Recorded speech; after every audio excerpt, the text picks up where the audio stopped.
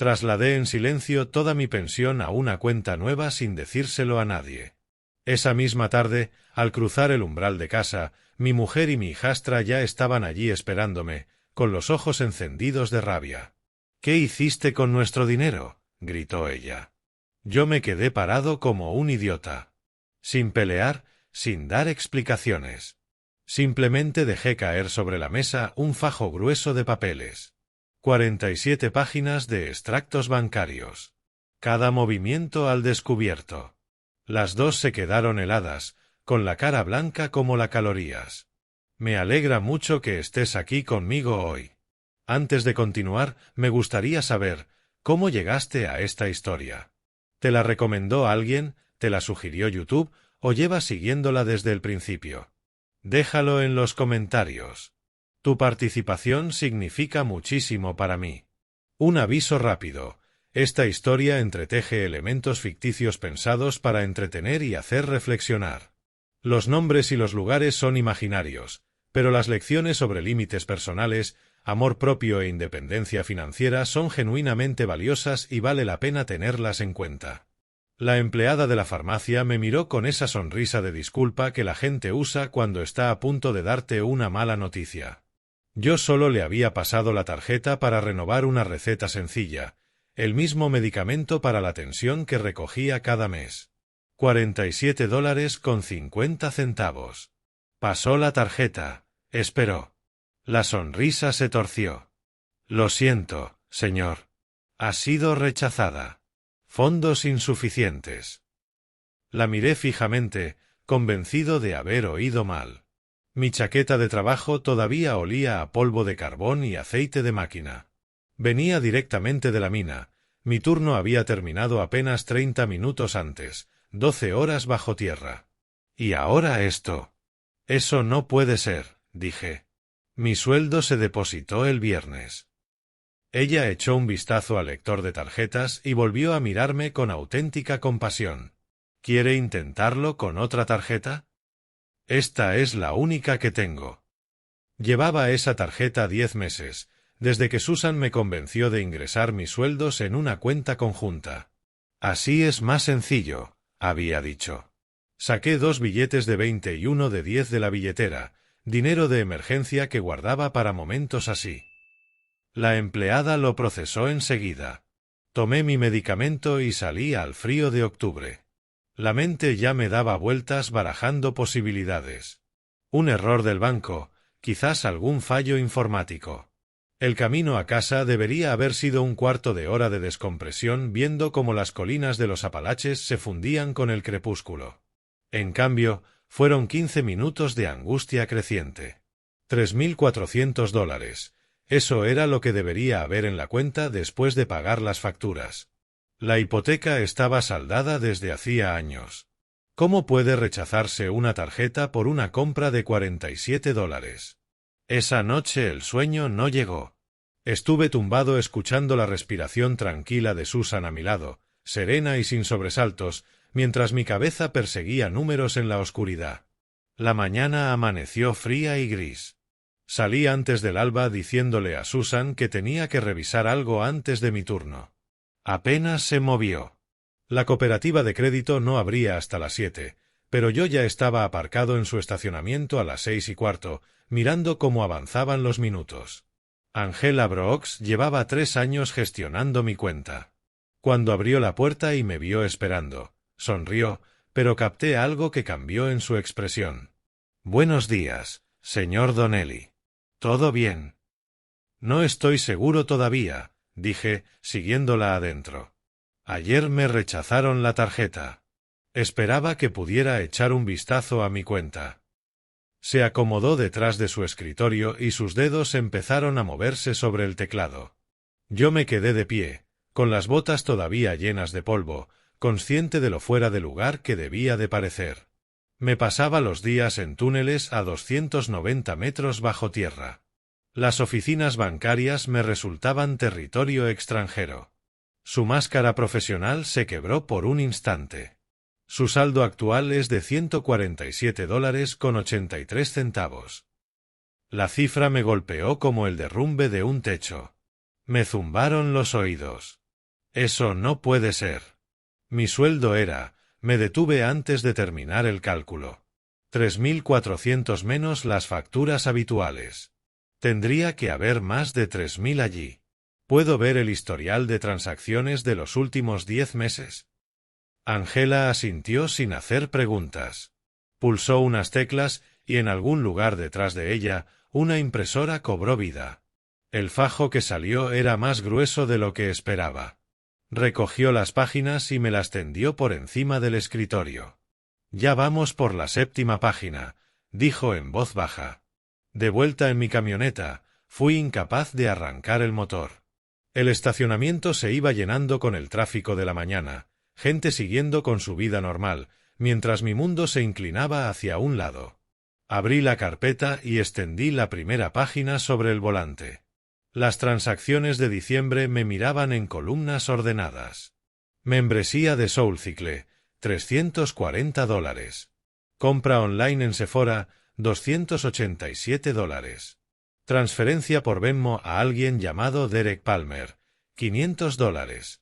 Anticipo en efectivo a las 2:47 de la madrugada, $400. Las manos empezaron a temblarme hacia la página 12. Breen Lodge, $2.800 por un viaje de esquí en el que nunca estuve. Otra transferencia a Derek Palmer, $1.500 esta vez. Con sello de las 3:14 de la mañana, como si alguien moviera el dinero en mitad de la noche esperando que no me diera cuenta. Cargos del Valley View Spa, $450, mes tras mes. Hacia la página 40, mis huellas dactilares dejaban manchas en el papel. Polvo de carbón incrustado permanentemente bajo las uñas, marcando la evidencia de a dónde había ido mi dinero. Cada dólar de esas páginas lo había ganado a 290 metros de profundidad. Había respirado ese polvo por él, sacrificado mi oído por él, notado cómo mi espalda cedía un poco más cada año por él. Hice los números a la manera de los mineros, directo y sin rodeos. 10 meses de trabajo, unos 20 sueldos, $3.400 cada uno más o menos. Cuando echaba horas extra, quizás $80.000 en total, más o menos. La cuenta marcaba $147,83. Alguien se lo había llevado todo. Un golpecito en mi ventanilla me arrancó de golpe al presente. Marcus Lewis, uno de mis compañeros de cuadrilla, estaba ahí con preocupación escrita en la cara curtida. El turno empezaba en 40 minutos. Bajé el vidrio. ¿Estás bien, tío? La pregunta parecía imposible de responder. Acababa de descubrir que alguien había vaciado hasta el último centavo que había ganado en 10 meses. Alguien que tenía acceso a mi cuenta. Alguien que sabía exactamente cuánto ganaba y cuándo lo cobraba. No estoy seguro todavía, Marcus. ¿Necesitas algo? Tiempo para pensar. Tiempo para averiguar quién me había estado robando. Tiempo para decidir qué hacer con 47 páginas de pruebas que demostraban que mi vida se había construido sobre una mentira que yo ni siquiera sabía que estaba viviendo. Solo necesito un minuto, dije. Él asintió, con esa comprensión que se tienen los hombres que trabajan en lugares peligrosos. A veces necesitas espacio para digerir las cosas. Estuve sentado en esa camioneta casi 2 horas, repasando cada página, esperando que los números se reorganizaran de algún modo en algo que tuviera sentido. No lo hicieron. El sol de la mañana fue trepando, calentando la cabina, pero yo me sentía helado por dentro. Cuando por fin giré la llave en el contacto, algo fundamental había cambiado dentro de mí. Todavía no era rabia. La rabia llegaría después. Esto era algo más frío, más definitivo. Una decisión formándose en el pecho, como el carbón bajo presión, endureciéndose con cada segundo que pasaba. El motor arrancó y salí de ese estacionamiento sabiendo que nunca volvería a ser el mismo hombre que había entrado allí 2 horas antes. El miércoles por la mañana me encontré de nuevo en la cooperativa de crédito antes del amanecer. Angela estaba abriendo la puerta principal cuando entré al estacionamiento. Reconoció mi camioneta y esperó, sujetando la puerta. «Señor Donnelly, ¿madruga usted?» «Necesito hacer algo antes de mi turno». Me condujo adentro, donde todavía se sentía el frío de la noche. La lámpara de su escritorio se encendió con un clic. Yo permanecí de pie, con el termo de trabajo en la mano. Necesito abrir una cuenta nueva. Individual, solo con mi nombre. Sus dedos se detuvieron sobre el teclado medio segundo. En esa breve vacilación vi cruzar por su cara el entendimiento. Llevaba suficientes años en la banca como para reconocer el sonido de un hombre trazando una línea. ¿Cuenta corriente o de ahorros, señor Donnelly? Corriente. Y necesito redirigir mi sueldo a ella. Puedo ayudarle con eso. Dame unos 20 minutos para el papeleo. Mientras ella escribía e imprimía formularios, yo me senté y firmé donde me indicaba. Stewart Donnelly, cuenta individual. El bolígrafo pesaba más de lo que debería. Cada firma era un pequeño acto de recuperación. Cuando terminamos, deslizó una tarjeta de débito provisional sobre el escritorio. La tarjeta definitiva llegará en 7 a 10 días hábiles. El cambio de domiciliación del sueldo tendrá efecto en el próximo periodo de pago. El viernes, dije. Así es. El viernes. Me miró, y luego me miró de verdad, dejando que la cortesía profesional diera paso a algo más humano. ¿Todo bien, señor Donnelly? Lo estará, le dije. La mina fue distinta ese día. Misma oscuridad, misma profundidad, misma cuadrilla.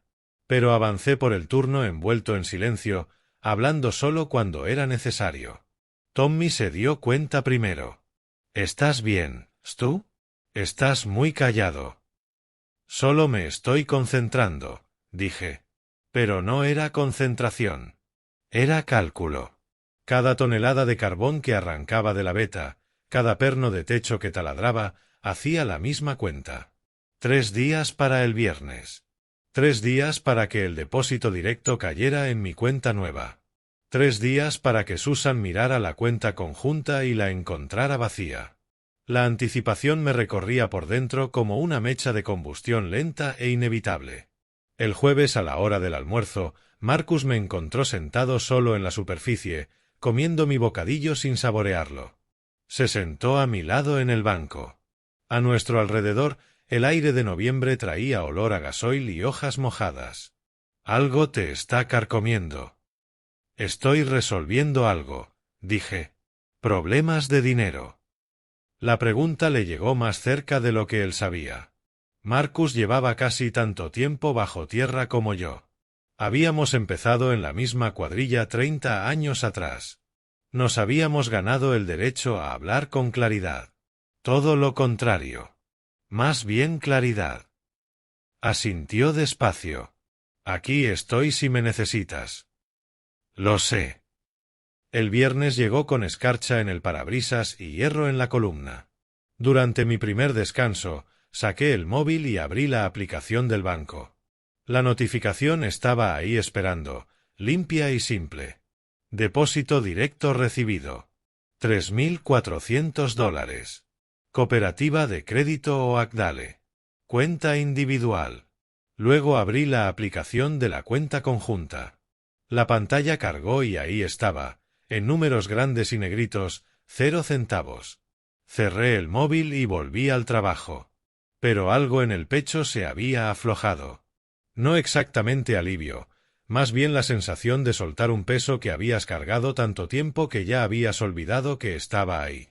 El fin del turno llegó con el cansancio de siempre. Me duché en los vestuarios, mirando cómo el polvo negro giraba hacia el desagüe, y me puse ropa limpia. Mi reflejo en el espejo manchado mostraba a un hombre que parecía el mismo que el día anterior, pero que ya no lo era. Ya no. El camino a casa se estiró más de lo habitual. Cada punto de referencia familiar pasaba como una cuenta atrás. El diner de Ross, donde Susan y yo desayunábamos los domingos. El desvío hacia el embalse de Millbrook, donde no había ido a pescar en más de un año. La calle principal con sus tiendas en apuros y sus escaparates vacíos. Tenía las manos aferradas al volante con los nudillos blancos contra la piel. El reloj del salpicadero brillaba en el crepúsculo que se cerraba. Las 6:15. Susan ya estaría en casa. Lidia también. Las dos habrían intentado usar sus tarjetas a estas alturas. Intentado y fallado. Los pensamientos llegaron solos. Una letanía de sacrificios que había hecho sin que nadie me los pidiera. 38 años respirando polvo de piedra y vapores de gasoil. Neumoconiosis formándose en un tejido que nunca sanaría. Pérdida de audición por máquinas que rugían como animales heridos. Cicatrices en las manos por cables que saltaban y techos que se desplomaban. Una espalda que no se había erguido del todo en una década. ¿Y para qué?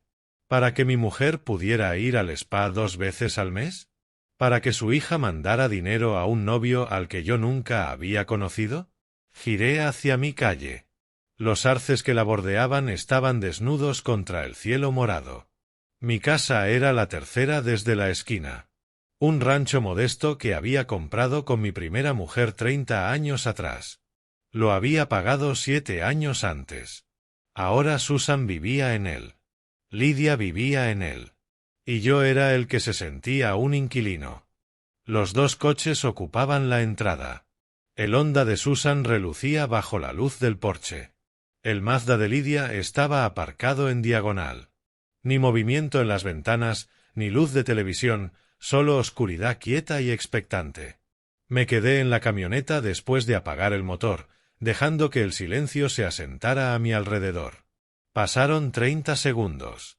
1 minuto. En algún lugar de la calle, un perro ladró. Sonidos normales de tarde en un barrio normal. Mientras tanto, en mi pecho, algo antiguo e inamovible tomaba forma. Bajé. Mis botas crujieron sobre los guijarros del camino. 3 pasos al sendero, 6 pasos al porche. Mi mano encontró el pomo de la puerta, sólido y frío bajo la palma. La casa contenía el aliento al otro lado. Giré la llave y empujé la puerta. Susan estaba en el centro del salón con los brazos envueltos alrededor de sí misma con tanta fuerza que los dedos le dejaban marcas blancas en los codos. Lidia se paseaba junto a ella como algo enjaulado. Tenía el móvil agarrado en la mano con tanta presión que podría haberlo roto. La televisión estaba apagada. No sonaba música. Solo el ruido de mis botas en el umbral y su respiración combinada, rápida y entrecortada. Se giraron hacia mí a la vez, y lo vi en sus ojos. Sabían. No todo, todavía no. Pero sabían que algo había cambiado. Y tenían miedo. Bien. La fiambrera de metal golpeó la mesa del pasillo con un chasquido agudo que resonó por toda la casa. No levanté la vista. No hacía falta. Lo sentía mirándome desde el salón. Susan en el borde del sofá. Lidia de pie a su lado. Las dos tensas como muelles. Me quité la chaqueta azul de trabajo de la mina Oakdale y la colgué en el gancho junto a la puerta. La tela estaba rígida de sudor seco y polvo de carbón. Tenía las manos negras hasta las muñecas. Los bajos de los vaqueros estaban manchados de oscuro.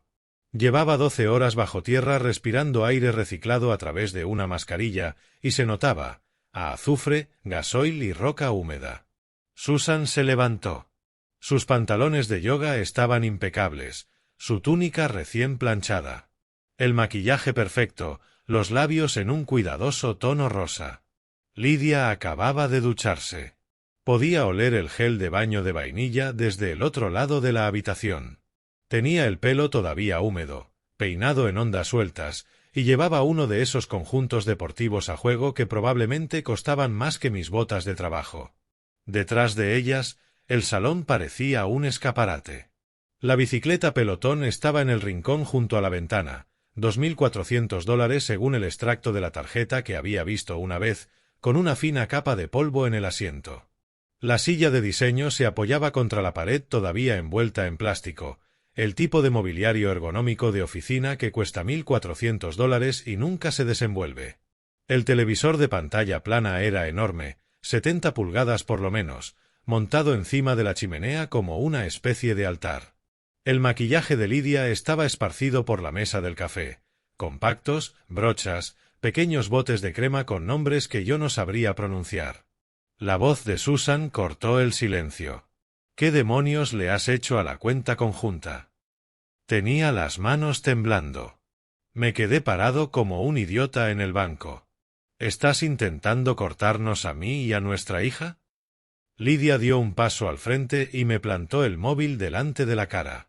La pantalla mostraba la aplicación bancaria con el saldo en letras grandes. $0. Papá, ¿qué es esto? Su voz era alta y acusadora. ¿Dónde está el dinero? Pasé por delante de ellas hacia la cocina, llené un vaso de agua del grifo y lo bebí despacio. El frigorífico zumbaba. El reloj de la pared marcaba los segundos con fuerza en el silencio. Recordé el día que había aceptado la cuenta conjunta. Susan estaba sentada en esa misma mesa, con su mano sobre la mía, y había dicho, «Ahora somos una familia. Las familias lo comparten todo». Yo lo había creído. Había creído que eso era lo que se hacía cuando se quería a alguien. «Me he hecho una tarjeta nueva», dije. La cara de Susan palideció. «¿Qué? ¿Una tarjeta nueva? ¿Una cuenta nueva?» Dejé el vaso con cuidado. «Mi sueldo va ahí ahora». El silencio que siguió fue como ese momento antes de que se derrumbe un techo, cuando oyes crujir la madera y sabes que tienes segundos para moverte. 5 segundos. El reloj marcaba. El frigorífico cicleaba. Y luego la explosión. «Esa es una cuenta conjunta». La voz de Susan se quebró. «Lo acordamos. Prometiste que lo compartiríamos todo». «No es así». «¿De qué estás hablando?» Lidia ya estaba gritando. «No puedes simplemente». «Puedo». La miré a ella y luego a Susan. «Y lo he hecho». Susan se acercó, bajando la voz a algo peligroso. «Stewart, tenemos facturas. Tenemos una vida. No puedes simplemente». «He estado pagando tu vida». Mi voz era tranquila, serena. 18 meses. He pagado todo. Eso es lo que hacen las familias. Los puños de Susan apretados a los costados. Eso es lo que significa el matrimonio. Casi me reí. Casi. En cambio, me acerqué a la ventana. Afuera, la entrada era ordenada y cuidada. El Honda CR-V de Susan, plateado e impecable, con apenas 3 años. El cuentakilómetros marcaba 16.300 millas. La última vez que lo había comprobado, menos de 5.000 millas al año. El Mazda 3 de Lidia, rojo cereza, con menos de 2 años. 11.200 millas. Los dos guardados en el garaje, encerados, mantenidos. Mi Silverado estaba aparcado detrás de ellos. 28.000 millas. Óxido en los guardabarros. Un golpe en el portón de carga de cuando había dado marcha atrás contra un muelle de carga hacía 6 años. El asiento del conductor aguantaba con cinta americana. ¿Quieres hablar de familia?, dije, sin apartar los ojos de la ventana. Mañana hablamos. ¿Mañana? La voz de Susan era estridente. No, esto lo hablamos ahora. Me volví hacia ella. Tengo turno a las 5. Llevo 12 horas bajo tierra. Me voy a dormir. Stewart, estoy siendo muy clara. La miré a ella y luego a Lidia. Mañana hablaremos cuando pueda enseñaros los números. La boca de Lidia se abrió y se cerró. Los ojos de Susan se abrieron de par en par, buscando en mi cara algo, miedo, quizás, o culpa. No lo iban a encontrar. Fui hacia la escalera. Las botas pesaban sobre el parqué, cada paso, deliberado. El hombro me dolía donde había estado apuntalando un gato hidráulico toda la tarde. Las rodillas protestaban en cada escalón. Al pie me detuve, una mano en la barandilla. Los números, dije de nuevo. Mañana. Luego subí, entré en el dormitorio y cerré la puerta. El pestillo encajó con un clic suave. Desde abajo oí sus voces subir de nuevo, la de Susan, aguda y asustada, la de Lidia, más alta y más enojada. Se difuminaron en ruido de fondo, como los ventiladores de ventilación en la mina. Me senté al borde de la cama, me deslacé las botas y las dejé alineadas en el suelo. Las voces se convirtieron en murmullo. Me tumbé boca arriba y clavé los ojos en el techo. Mañana les mostraría las 47 páginas. Mañana verían los números. Mañana lo entenderían. Mañana abriré esa carpeta de 47 páginas y les mostraré cada cifra. Pero antes de revelar la cantidad total que desapareció en 10 meses, deja en los comentarios lo que crees que fue. ¿$20.000? ¿50.000? ¿Más? Escribe tu respuesta para que sepa que sigues aquí. Nota importante: los siguientes hechos contienen elementos ficcionalizados añadidos con fines ilustrativos. Si este contenido no te parece adecuado, puedes detenerte aquí. No me dejaron dormir. Alrededor de las 8 y pasos, subiendo por la escalera. Estaba tumbado sobre las mantas, todavía vestido con los vaqueros y la camisa de franela, mirando la mancha de humedad en el techo.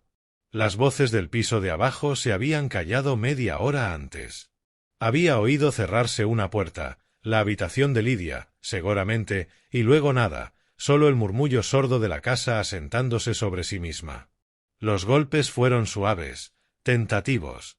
La voz de Susan, amortiguada por la puerta. Necesitamos hablar. Por favor. Me incorporé y encendí la lámpara. Adelante.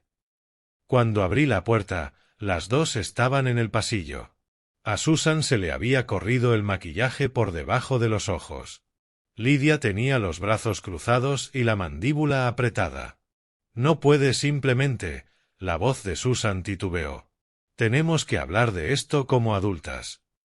De acuerdo. Abajo, en la cocina.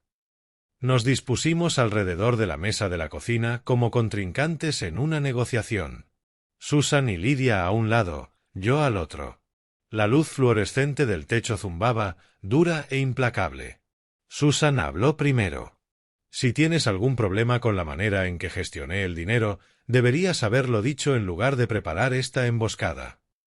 Lo dije. Muchas veces. Me dijiste que no me preocupara, que tú te encargabas de todo. Su voz subió. ¿Crees que llevar una casa sale gratis? No, pero creo que cuesta menos de lo que ha desaparecido. Me puse de pie. Ahora vuelvo. Afuera, la noche de octubre era fría y quieta. Mi aliento formaba nubes de vapor mientras cruzaba la entrada hasta la Salverradow. Abrí la puerta del pasajero y saqué la carpeta manila de debajo del asiento. 47 páginas impresas en papel blanco estándar, dobladas una vez por la mitad. Cuando volví a entrar a la cocina, Susan y Lidia cuchicheaban con urgencia. Se callaron al verme. Dejé la carpeta sobre la mesa. Aterrizó con un golpe deliberado. 10 meses de extractos. De diciembre a septiembre. ¿Quieren repasarlos conmigo? Susan miró la carpeta como si pudiera morderla. No necesito revisar mis propias transacciones. Entonces déjame destacar algunas cosas. Abrí la carpeta y saqué la primera página. La deslicé por la mesa. 18 de diciembre. Cuota mensual de Soulcycle o Agdale, $340. Saqué otra hoja. 19 de diciembre. Compra online en Sephora, $287. Otra página. 22 de diciembre. Transferencia por Venmo a Derek Palmer, $500. La cara de Lidia se quedó lívida. Seguí. Saqué más páginas y las fui colocando en fila. 15 de enero. Breenry Mountain Lodge, $2.800. Alquiler de equipo de esquí, 650. Forfait, 420. Fue un viaje de madre e hija. La voz de Susan se quebró. Necesitábamos ese viaje. Yo hice dobles turnos toda esa semana. Les dijiste que el dinero era para reformas urgentes en casa. No me detuve. Más páginas. 3 de febrero. Valley View Spa, $450. 17 de febrero. Valley View Spa, $450. 3 de marzo.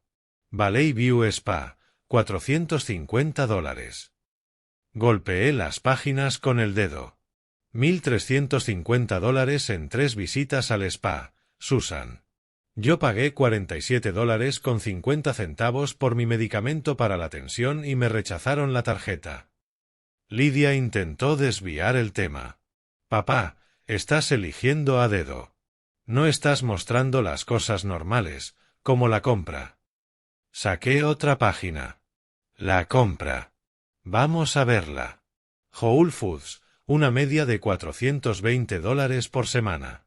1.680 al mes para 3 personas. Antes de que te mudases, Lidia, Susan y yo gastábamos $400 en total al mes. Empujé hacia adelante un fajo de páginas marcadas con rotulador amarillo. Estas son las transferencias a Derek Palmer. 18 en 6 meses. Las fui leyendo. 500. 800. 1.200. 600. 500. Total, $16.400. ¿Quién es Derek Palmer, Lidia? Su mandíbula se tensó. Eso es asunto mío.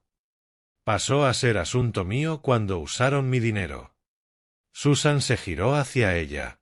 ¿Quién demonios es Derek? Es mi novio. Necesitaba ayuda. ¿Ayuda con qué?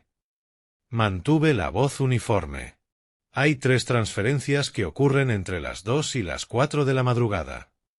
Saqué la última hoja, un papel con mi letra, columnas de números perfectamente alineadas. Depósitos totales, 10 meses, $80.000. Saldo actual, $147.83. Total gastado, $79.852.17. Desglose, apuestas y aplicaciones de juego, $6.200. Transferencias a Derek Palmer, $16.400. Ropa, compras y belleza, $24.800. Restaurantes y ocio, $12.600. Spa y gimnasio, $8.950. Viaje de esquí y otros viajes, $10.900. Horas trabajadas bajo tierra, 280. Valor de cada hora de mi cuerpo, $384.02. Deslicé el papel al centro de la mesa. Cada dólar que han gastado lo gané a 290 metros bajo tierra. Respirando polvo de carbón. Dañándome los pulmones. Perdiendo el oído. Esto es en lo que se convirtió mi sacrificio. En viajes de esquí a los que no me invitaron, en un novio del que no sabía nada, en días de spa mientras yo hacía horas extra. Susan se echó a llorar. Me estás haciendo quedar como un monstruo. Estoy leyendo los números. Si te dicen algo, no soy yo quien los ha hecho así. Lidia se levantó, furiosa. Esto es una locura. Los padres tienen la obligación de mantener a sus hijos. Tienes 26 años y no eres mi hija. Silencio. Eres la hija de Susan. Te abrí las puertas de mi casa, pero eso no me convierte en un cajero automático. Susan intentó girar la situación, desesperada. De acuerdo. De acuerdo, cometimos errores. Gastamos demasiado. Pero podemos arreglarlo. Buscaremos trabajo, te lo devolveremos. Ya tienes trabajo, Susan. Media jornada en la biblioteca. ¿A dónde va tu sueldo? No respondió. A tu cuenta corriente personal. A la que yo no tengo acceso. Curioso. Susan recogió las páginas con manos temblorosas, como si ocultarlas pudiera borrar la verdad. Lidia subió las escaleras hecha una furia. La cocina quedó en silencio, solo el zumbido del frigorífico.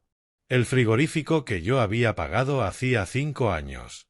Mañana les diría lo que pasaría después. Esta noche dejaría que hablaran los números. El sábado por la mañana llegó con escarcha en las ventanas y claridad en el pecho. Me desperté a las 6, me duché, me puse ropa limpia, vaqueros y una camisa de franela que no olía a gasoil ni a azufre. Bajé a hacer café. Mi café, del paquete que había comprado con mi propio dinero 3 días antes y escondido al fondo del armario. A las 7:30 estaba sentado en la mesa de la cocina con una taza humeante, un cuaderno en blanco y un bolígrafo. La mesa estaba limpia. Las 47 páginas habían desaparecido. Susan debía de haberlas subido. En su lugar esperaba una sola hoja de papel blanco. Pasos en la escalera. Susan bajó primero, Lidia pocos minutos después. Las dos tenían un aspecto desastroso. Sin maquillaje, el pelo sin peinar, los ojos hinchados de llorar, de discutir o de las dos cosas. Susan se detuvo al pie de la escalera. «Stewart, ¿podemos hablar como personas razonables?» «Para eso estoy aquí», dije. Se sentaron frente a mí. Los mismos sitios que la noche anterior. Susan entrelazó los dedos sobre la mesa. «Anoche fue muy duro, pero somos una familia. Podemos superar esto». «Podemos», dije, «pero bajo nuevas condiciones». Su cara se tensó. «¿Condiciones?» «Sí. Porque lo que teníamos antes no funcionaba». Tomé el bolígrafo y empecé a escribir mientras hablaba. Primero, la situación es peor que los $80,000. La voz de Susan fue casi inaudible. «¿Qué quieres decir? ¿Deudas con tarjetas? ¿Cuánto?» Dudó. No le pregunté como marido, le dije, sino como alguien cuyo nombre podría aparecer en esas cuentas. Su respuesta llegó en un susurro, unos $22,000. No reaccioné. Lo anoté. Cuenta conjunta vaciada, $80,000. Deuda en tarjetas, $22,000. Daño financiero total, $102,000. La voz de Lidia subió. No teníamos intención de que llegara a ser tanto. La intención no cambia los hechos. Seguí escribiendo. Luego giré el cuaderno hacia ellas. Estas son sus opciones, dije. Opción 1, se quedan. Pero si se quedan, pagan $1,100 al mes en alquiler. Eso incluye los suministros. Compran su propia comida. No tocan mis cuentas. Pagan sus propias deudas. Y tienen 21 días para decidirse. Hice una pausa. Dejé que calara. Opción 2, se van. Buscan su propio sitio. Gestionan sus propias finanzas. No reciben más apoyo de mi parte. Golpeé el cuaderno con el bolígrafo. Hoy es el día 1. El reloj ha empezado a correr. Lidia estalló. ¿Alquiler? ¿Quieres cobrarnos alquiler en tu propia casa? Mi casa, dije con calma. La pagué en su totalidad 8 años antes de conocer a tu madre. Pero aquí vivimos. Aquí es nuestro hogar. No. Son mis invitadas. Invitadas que se quedaron demasiado tiempo. Susan probó otro ángulo. Stewart, no puedes cobrarle alquiler a tu propia mujer. Eso no es así como funciona el matrimonio. Tienes razón. En un matrimonio de verdad, uno no vacía $80,000 de la cuenta del otro sin preguntar. Ella se encogió. Continué, sin desviarme. $1,100 está por debajo del precio de mercado. Un apartamento de 2 habitaciones en Oakdale cuesta $1,400 más los suministros más la fianza. Les estoy ofreciendo por debajo del precio de mercado en una casa sin hipoteca. Eso no es crueldad. Es un acuerdo. Nos estás tratando como inquilinas. La voz de Susan se quebró. Las estoy tratando como adultas que necesitan hacerse responsables.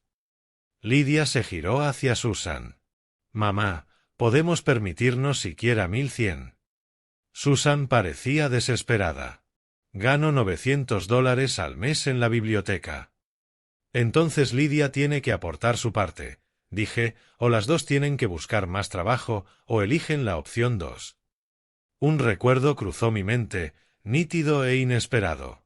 Mi padre, también minero, muerto a los 58 años de neumoconiosis. Nuestra última conversación en una habitación de hospital que olía a desinfectante y derrota. La familia, hijo, significa que se apoyan los unos a los otros.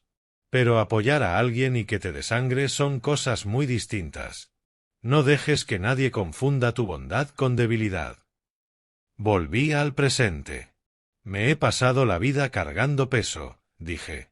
Bajo tierra cargo pernos de techo, equipos de perforación, la responsabilidad de mantener a mi cuadrilla con vida. Pensé que cargar con una familia sería distinto, más ligero. No lo fue. No me trataron como a un familiar. Me trataron como un recurso para explotar. Como una veta de carbón. Susan se echó a llorar. Eso no es justo. Yo cocinaba. Yo limpiaba. ¿De verdad? ¿Cuándo fue la última vez que hiciste una comida que no fuera comida a domicilio pagada con mi dinero? No pudo responder. Empujé el cuaderno hacia ellas. 21 días. 3 semanas. Se quedan si pagan. Se van si no pueden. El viaje gratis ha terminado. Hoy es el día 1. El reloj ha empezado a correr. Lidia agarró el móvil y subió corriendo. Esto es una locura. Voy a llamar a la abuela. No la detuve. Susan permaneció en su silla, mirando el cuaderno como si pudiera cambiar si lo observaba el tiempo suficiente. ¿De verdad vas a hacer esto?, dijo. Lo voy a hacer. ¿Y si no podemos decidir en 21 días? Entonces decido yo. Susan recogió el cuaderno y subió con él como si cargara con una sentencia de muerte. Quizás lo era. Me serví otra taza de café del paquete que había comprado con mi propio dinero en mi propia casa, en mis propios términos. Por primera vez en 10 meses, ese café tenía un sabor distinto. No era amargo. Sabía a elección. Los 3 primeros días pasaron como si viviera con extraños educados que querían algo de mí. El día 3 era lunes. Estaba preparando el desayuno en la cocina, huevos, tostadas, nada del otro mundo, cuando Lidia bajó temprano. Para ella era muy temprano, normalmente dormía hasta las 10. Se había maquillado. Rímel, pintalabios, hasta llevaba pantalones de verdad en lugar del pijama. El esfuerzo era evidente. Buenos días, papá. Su voz era animada. Demasiado animada. ¿Bien dormida? Bien, bien. Se apoyó en el mostrador intentando parecer casual. Oye, sobre el viernes, quizás empezamos con el pie equivocado. Di la vuelta a los huevos con la espátula, mirando cómo cuajaba la clara. No empezamos mal. Solo fuimos demasiado lejos en la dirección equivocada. Intentó leerme la cara. No encontró nada. Bueno, podría buscar trabajo. De todas formas lo tenía pensado. Es una buena idea, dije. Así que quizás podrías reconsiderar lo del alquiler. No. Una palabra. Puerta cerrada. Se quedó parada un momento con la boca abierta, los ojos muy abiertos con su rímel. Luego se giró y subió de vuelta a su cuarto. Oí cómo se cerraba la puerta. No exactamente un portazo, pero casi. El día 4 fue martes. Llegué a casa a las 6:30 y me encontré con un olor que no esperaba. Cocina. Cocina de verdad. Susan estaba en la cocina preparando la cena. Estofado de ternera, puré de patatas, judías verdes, todo lo que me gustaba. La mesa estaba puesta. Platos, cubiertos, servilletas de tela que ni siquiera sabía que teníamos. Una vela en el centro, sin encender pero lista. Sonrió cuando me vio. Era una sonrisa ensayada, practicada frente al espejo, quizás. He hecho la cena. Tus cosas favoritas. Pensé que podríamos comer juntos, como familia. Por un instante, casi dije que sí. Casi me senté. La comida olía bien. Llevaba meses sin que nadie cocinara una comida de verdad en esa casa. Entonces recordé las 47 páginas. Ya he comido, dije. Era mentira. No había comido. Pero has hecho suficiente para... Voy al taller. Pasé por delante de la comida, por delante de la mesa preparada, por delante de su cuidadoso intento de normalidad. Salí por la puerta de atrás. Me comí un bocadillo de mantequilla de maní en el taller con la radio puesta. La emisora de clásicos. LYNYRD cantando Simple Man. El bocadillo estaba mejor que cualquier estofado. El día 5, miércoles, Susan probó el ángulo financiero. Yo estaba sentado a la mesa de la cocina con el periódico, mirando los anuncios de apartamentos por curiosidad, viendo que se podía conseguir por $800 mensuales en Oakdale. No mucho. Susan entró vestida con ropa de trabajo. Blusa, pantalones, tacones bajos. Ropa de entrevista. Stewart, he solicitado empleos. Puestos a tiempo completo. Tengo una entrevista en el distrito escolar. No levanté la vista del periódico. Bien. Es decir, que estamos haciendo el esfuerzo. Lo estamos intentando. Me alegro de que estés asumiendo responsabilidades. Se sentó frente a mí con las manos entrelazadas como si estuviera en una reunión de negocios. Entonces quizás podríamos ajustar el plazo. 21 días es demasiado poco. Son 3 semanas. Tiempo suficiente para tomar una decisión. Pero si Susan, levanté los ojos y la miré. Las condiciones no son negociables. Ella abrió la boca, la cerró, se levantó y salió de la habitación. El día 6, jueves.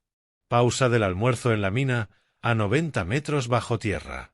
El cuarto de la cuadrilla era un espacio estrecho que olía a gasoil, sudor y café rancio. Los ventiladores de ventilación zumbaban sobre nuestras cabezas. En algún lugar, una perforadora seguía funcionando a lo lejos, ese sonido grave y constante que nunca terminaba del todo. Marcus se sentó a mi lado en el banco de metal.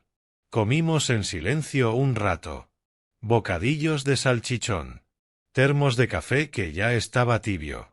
Se oye por el pueblo que tu casa ha estado animada. Pueblo pequeño. La gente habla. ¿Estás bien? Mejor que en meses. Marcus asintió despacio, dio un sorbo de café y torció el gesto. Luego miró la pared de hormigón un momento. Mi ex hizo algo parecido. No tanto dinero, quizás 10 o 12.000, pero el mismo juego. Me hacía sentir culpable por darme cuenta.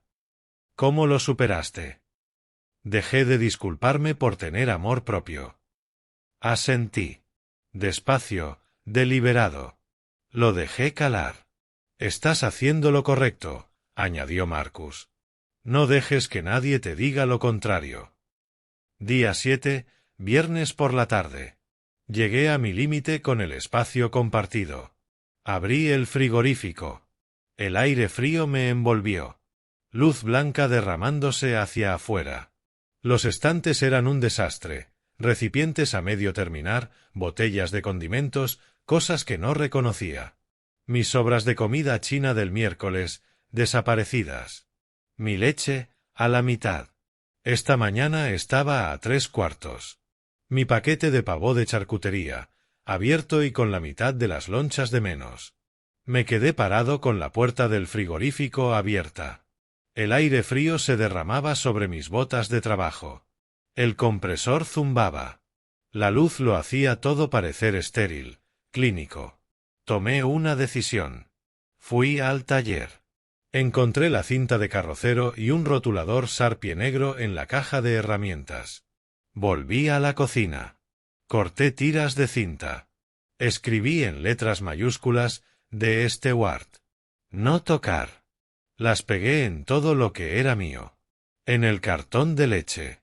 En los huevos, quedaban media docena. En el pavó. En 2 trozos de pizza sobrante envueltos en papel de aluminio. En el zumo de naranja. Hasta en la mantequilla, ya que estaba. Presioné cada etiqueta para que quedara clara, visible, inconfundible. Lidia bajó justo cuando terminaba la última. El pelo mojado de la ducha, envuelto en una toalla. ¿Qué demonios estás haciendo? Etiquetando mi comida, dije sin detenerme. Esto es una locura. ¿Quién etiqueta la comida en su propio frigorífico?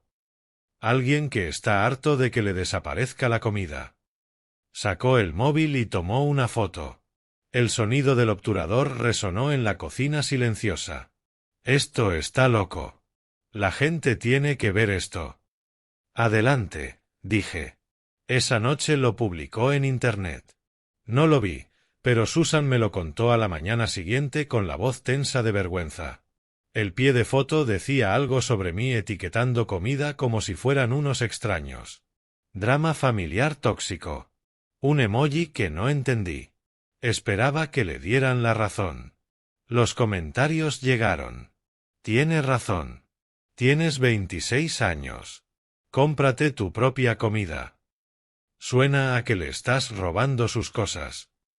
Está poniendo límites. Respeta sus cosas. Si mi hija se comiera mi comida sin preguntar, haría lo mismo.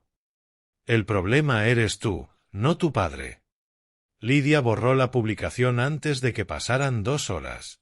Ese fin de semana noté más cuchicheos, conversaciones que se cortaban cuando yo entraba a una habitación. Susan hizo 3 llamadas en voz baja detrás de puertas cerradas. Podía oír su voz a través de la pared del dormitorio, urgente y apagada, pero sin distinguir las palabras. Una vez la oí decir mamá, y por favor, y no quiere escuchar. El lunes por la mañana llegarían los refuerzos. Todavía no lo sabía, pero la fase de la diplomacia había terminado. Habían llamado a alguien que creía que podría cambiarme de opinión. El día 8 trajo un Lincoln Continental a mi entrada y problemas a mi puerta. Llegué a las 5:45 después del turno, todavía cubierto de polvo de carbón. Y ahí estaba, plateado, reluciente, un modelo del año 2015 que probablemente había costado más de lo que yo ganaba en 6 meses bajo tierra. Conocía ese coche. Dorothy Ayes. La madre de Susan. La había conocido 2 veces. Una en la boda, otra en una cena de acción de gracias 2 años antes. Las 2 veces me había mirado como si yo fuera algo que se le hubiera pegado a la suela del zapato. Así que habían llamado a los refuerzos. Me quedé 1 minuto en la camioneta con el motor al ralentí, preparándome. Cuando entré, los 3 estaban distribuidos por el salón como si lo hubieran ensayado. Dorothy en mi sillón de lectura, el que tenía junto a la ventana, el que llevaba 15 años conmigo. Susan en el sofá. Lidia encaramada en el brazo con una sonrisa de suficiencia. Dorothy se levantó cuando entré. Formal, deliberada. Stewart, necesitamos tener una conversación. Dejé la fiambrera en la mesa del pasillo. Dorothy, no te esperaba. Vine en cuanto me enteré de lo que estaba pasando. Mi hija me llamó llorando. Tenía que venir. Me quedé de pie, cerca de la puerta. No los dejé acorrinarme. Susan me dice que has tomado algunas decisiones unilaterales sobre las finanzas. He tomado decisiones sobre mis finanzas. Es tu mujer, Stewart. En el matrimonio, el dinero se comparte. Compartir significa que los 2 tienen voz. Eso no es lo que ha pasado aquí. Dorothy ajustó las gafas, me miró de arriba abajo, reparando en el polvo de carbón de la chaqueta, en la suciedad bajo las uñas, en cómo mis botas de trabajo dejaban huellas tenues en el parqué. El padre de Susan era un verdadero proveedor. Nunca cuestionaba lo que su mujer necesitaba. Nunca la hacía sentir pequeña por gastar dinero. Hizo una pausa. Lo dejó caer. Claro que era director regional ejecutivo, no mano de obra manual. El insulto aterrizó exactamente como ella pretendía. Minero de carbón igual a hombre de menor categoría. Trabajador manual igual a no estar a la altura. Me tensé la mandíbula, pero no dije nada. Dorothy continuó, con una voz suave como la seda sobre cristal roto. Quizás no entiendas cómo funcionan las familias de cierto nivel. Las mujeres tienen necesidades, obligaciones sociales que cumplir. Las apariencias importan. Trabajé 38 años bajo tierra para que mi mujer pudiera ir al spa, dije. ¿Eso es lo que llamas apariencias? No exageres. Susan se merece pequeños lujos. $80.000 no son pequeños. Dorothy agitó la mano, despectiva. Con los números se puede hacer lo que uno quiera. Seguro que no es tanto como parece. Susan intervino con los parlamentos claramente ensayados. Stewart, con mamá aquí quizás podemos sentarnos todos tranquilamente y... No. Dorothy arqueó las cejas. ¿Cómo dice? No voy a negociar. Las condiciones no cambian. Dorothy soltó una carcajada, fría y afilada. Es irrazonable, cabezota, tal y como Susan decía. Susan tiene derecho a su opinión. Pasé por delante de ellas, subí al dormitorio y cerré la puerta. La tarde siguiente, martes, me quedé hasta tarde en el taller para evitar entrar. Hacía más calor de lo habitual para octubre, casi 18 grados, así que había dejado la ventana del taller entreabierta. Fue entonces cuando los oí. Las voces llegaban flotando desde la casa. La ventana de la cocina también estaba abierta. Dorothy y Susan hablando. No sabían que yo podía oírlas. Escúchame bien, Susan. La voz de Dorothy, clara y con autoridad. Los hombres como Stewart son controladores. Usan el dinero como poder. Pero me ha enseñado los extractos. Todo estaba ahí mismo. No importa. No le dejes ver más facturas. Mantén tus tarjetas por separado. Ya te preguntará. ¿Y qué le digo? Que ya te has ocupado tú. Los hombres se ponen emocionales con los números. Tu padre nunca supo nada de mis viajes al casino. Lo que no sabe no le hace daño. Y, mamá, eso es. Así es como se sobrevive en un matrimonio, cariño. Se gestiona la información. Me quedé paralizado en el taller. Cada palabra, cristalina. Decepcionado, pero no sorprendido. Así que aquí era donde Susan lo había aprendido. Miércoles, día 10, intentaron una intervención colectiva. Llegué a casa y los tres estaban esperando de nuevo. Dorothy habló primero. Stewart, siéntese. Esto lo resolvemos hoy. No hay nada que resolver. Les quedan 11 días para decidirse. Esta idea del alquiler es absurda. Susan es su esposa. Las esposas no pagan alquiler. Las esposas tampoco roban. Y sin embargo, aquí estamos. Dorothy aspiró con fuerza. ¿Cómo se atreve a llamar ladrona a mi hija? ¿Cómo llamaría usted a tomar $80.000 sin permiso? ¿Matrimonio? Yo lo llamo matrimonio. Miré a Susan. ¿Eso es lo que crees tú? ¿Que el matrimonio significa que yo trabajo y tú gastas sin límite? Ella apartó la vista. No pudo sostenerme la mirada. Me volví hacia Dorothy. Es bienvenida como invitada. Pero no tiene autoridad para tomar decisiones en mi casa. Su casa. La voz de Dorothy subió. Susan vive aquí. Eso también la convierte en su casa. Mi nombre está en la escritura. Mi hipoteca está pagada. Mi casa. Dorothy se inclinó hacia Susan susurrándolo bastante alto para que yo lo oyera. ¿Lo ves? Te lo dije. Es un controlador. Siempre hacen lo mismo. Salí al taller. Pasé la tarde instalando un cerrojo por dentro en la puerta del dormitorio. Los límites necesitan cerraduras. Esa noche, tumbado en la cama, pensé en el marido de Dorothy, el padre de Susan, muerto 5 años atrás. Susan había mencionado una vez que había estado muy estresado al final. Infarto a los 62 años, la misma edad que yo ahora. Me pregunté si él había sabido lo de los viajes al casino. Me pregunté si el estrés de no conocer la verdad había contribuido a su muerte. Yo no iba a pasarme la vida preguntándome cosas. Ya conocía los números. Esa claridad podía salvarme la vida. Día 11.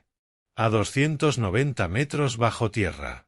Ahí fue donde mi cuerpo decidió recordarme que no estaba hecho de carbón. Eran las 10:30 de la mañana. Manejaba la rozadora continua, una máquina de 20 toneladas que arrancaba carbón de la pared como un monstruo mecánico. Avance, corte, retroceso, repetir. Lo había hecho 10.000 veces en 38 años. El ruido era constante, 95 decibelios.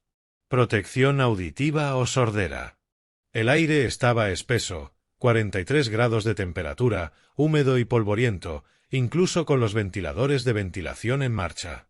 Llevaba la mascarilla puesta respirando aire filtrado que sabía a goma y metal. Entonces el pecho se me cerró. No un dolor agudo, sino presión. Como si alguien me hubiera puesto un tornillo alrededor de las costillas y lo estuviera apretando. El brazo izquierdo se me quedó dormido. Me faltaba el aliento. Y ahí abajo, eso era decir mucho. Los bordes de mi visión se borraron.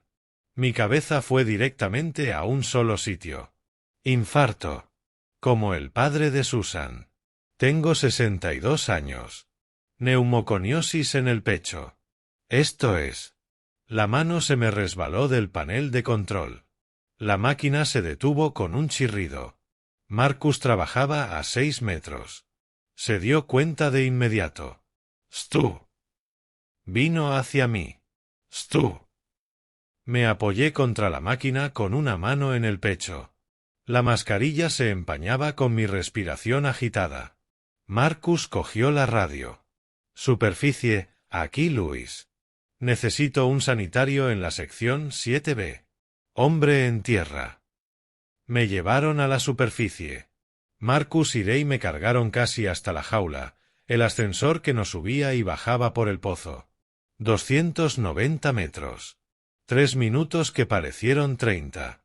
La vista me daba vueltas. El corazón martilleaba. Cuando llegamos arriba, el sol de octubre me golpeó en los ojos. Demasiado brillante, abrumador. El sanitario de la mina esperaba con su maletín. ¿Dónde le duele, señor Donnelly? Pecho. Brazo izquierdo. No puedo respirar. Me colocó el manguito del tensiómetro. Lo bombeó, observó el manómetro. 165/98. Alta. Pulso. El pulsioxímetro en el dedo. 96% de oxígeno. Aceptable, pero por debajo de lo que me gustaría en superficie. Frecuencia cardíaca. Monitor de pulso. 118 pulsaciones por minuto. Elevada. ¿Antecedentes cardíacos? Mi padre murió a los 58. Infarto. Hay que llevarlo a urgencias ahora.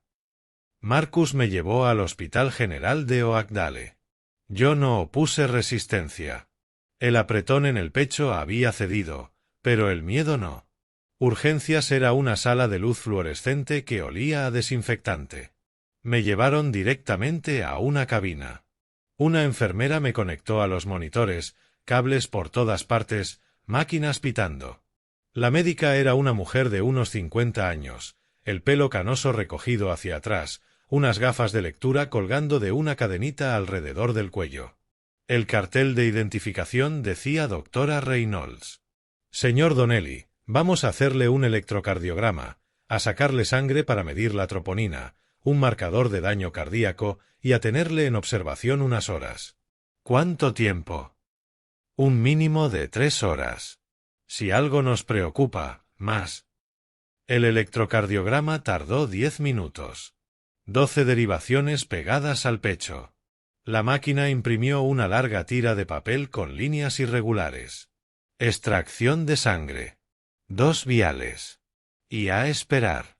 Marcus se sentó en la silla junto a la cama. Llamó a la mina y les dijo que yo estaba fuera por el resto de la semana. No necesito una semana. Órdenes del médico, Stu. Ya la has oído. Pasaron 3 horas. La doctora Reynolds volvió con una carpeta. El electrocardiograma es normal. Los niveles de troponina son negativos. Sin signos de infarto. El alivio me inundó. Sin embargo, continuó, su tensión arterial es peligrosamente alta. 165/98 entra en zona de crisis hipertensiva. Su respuesta de estrés está muy elevada. Lo que veo es compatible con un ataque de ansiedad severo. Nunca he tenido ansiedad. Tampoco te habían vaciado la cuenta bancaria antes, murmuró Marcus. La doctora Reynolds me miró por encima de las gafas. Señor Donnelly, los ataques de ansiedad y los infartos comparten síntomas casi idénticos: dolor en el pecho, entumecimiento del brazo, dificultad para respirar. Su cuerpo le estaba enviando una señal de alarma. Y a los 62 años, con su historial laboral y los antecedentes cardíacos familiares, esto lo tomamos muy en serio. Escribió en su recetario. Le receto medicación para la tensión. Tómela a diario. También le voy a derivar a un cardiólogo para una prueba de esfuerzo en las próximas 2 semanas. Y le ordeno que descanse al menos 2 días. Su cuerpo necesita recuperarse. ¿Y si vuelve a pasar? Si vuelve a pasar, llame al 112 de inmediato. No espere. No conduzca a usted mismo. Llame. Se detuvo en la puerta. Y señor Donnelly, sea lo que está causando este nivel de estrés en su vida, tiene que resolverlo. Porque la próxima vez puede que no sea ansiedad. Puede que sea lo real. Marcus me llevó a casa. Eran casi las 6. El sol se ponía. Cuando entré, Lidia estaba en el salón. Levantó la vista, vio mi cara. Debía de tener un aspecto terrible. Pálido, hueco. Todavía llevaba la pulsera del hospital. Papá. Su voz cambió. ¿Qué ha pasado? ¿Dónde estabas? En el hospital. Estoy bien. No estás nada bien. Estuviste en el hospital. ¿Por qué? ¿Qué dijeron? Me senté en el sofá. Más bien me desplomé. Pensé que me daba un infarto. No era eso. Solo estrés. Ella se sentó a mi lado. Más cerca de lo que había estado en semanas. Papá, me estás asustando. ¿Estás bien? ¿Dijeron que estás bien? Por un momento la vi de otra manera. No como a la joven de 26 años que había gastado $16,400 de mi dinero en su novio, sino como a la niña de 8 años que conocí el día que me casé con Susan. La niña que me había pedido ir a pescar con el tío Stewart. La cría que había dicho, cuando sea mayor quiero ser fuerte como tú. Empezó a llorar. Parecía verdad. Papá, por favor. No quiero perderte. Papá. No me había llamado así en años. Mi mano fue hacia la billetera. Instinto. El impulso de arreglar las cosas, de proveer, de proteger. Entonces la imagen cruzó mi mente, 47 páginas extendidas sobre la mesa de la cocina. Los números. $80,000. 16,400 para Derek Palmer. Las transferencias a las 2:47 de la madrugada. La publicación en las redes. La foto de mi comida etiquetada en el frigorífico. El pie de foto burlón. Mi mano se detuvo. Se retiró. Estoy bien, Lidia. Gracias por preguntar. Me da miedo. Por todo. Los 21 días, buscar sitio. ¿Cómo vamos a poder? Tendrías que haber tenido miedo hace 10 meses, antes de la primera transferencia a Derek. Su cara cambió. Se dio cuenta de que no iba a ablandarme. Me sonó el móvil. Marcus. Stu, acabo de enterarme. Tommy se ha hecho daño. En el túnel 5. Falló un perno de techo. Le cayó roca en la pierna. Lo están evacuando en helicóptero a Pittsburgh. ¿Qué tan grave? Fémur roto, quizás peor. Solo tiene 54 años, Stu. 20 años en nuestra cuadrilla. Dios mío. Hoy cualquiera de nosotros podría haber estado en ese túnel. Tú mismo, esta mañana. Colgué y me quedé en silencio. Tommy. 54 años. Pierna rota, posiblemente el final de su carrera. 20 años en la mina. ¿Qué tenía que enseñar por todo eso? Un cuerpo que solo funcionaba cuando le daba la gana. Quizás una pensión si llegaba a los 62. Yo tenía 62. 38 años dados. Neumoconiosis en el pecho. Audífonos en los oídos. Cicatrices en las manos. Y esa mañana, una pulsera de hospital. Las palabras de la doctora Reynolds resonaron. La próxima vez puede que no sea ansiedad. Puede que sea lo real. Todo ese sacrificio. ¿Para qué? ¿Para que mi mujer fuera al spa? ¿Para que mi hijastra financiara a su novio jugador? Esa noche no instalé ningún cerrojo nuevo. No escribí ninguna condición nueva. Solo me senté en el taller hasta medianoche lijando un trozo de pino que no necesitaba ser lijado. Las manos sabían qué hacer cuando la cabeza no podía asentarse. Tommy sobreviviría a su lesión. Yo había sobrevivido a la mía. Pero los dos habíamos recibido el mismo recordatorio. El tiempo no es infinito, y yo no iba a gastar el que me quedaba siendo una beta para que otros la explotaran. Día 12. Aunque en realidad era el primer día que había pasado en casa en años que no fuera festivo ni nevada. El viernes, día 11, me había quedado en casa. Órdenes del médico. Tomé la medicación que me había recetado la doctora Reynolds, me senté en el porche con el café y dejé que el cuerpo descansara. Susan y Lidia me habían evitado. La casa había estado en silencio. Había necesitado ese silencio. El sábado por la mañana me sentía estable, con la cabeza despejada. El apretón en el pecho había desaparecido. Las manos ya no me temblaban. 10 días pasados, 11 por delante. Las matemáticas eran sencillas. Las conversaciones, no. Eran las 9 del sábado por la mañana. Estaba en el taller ordenando herramientas. Organizar cosas me daba algo con lo que mantener las manos ocupadas cuando la mente no terminaba de calmarse.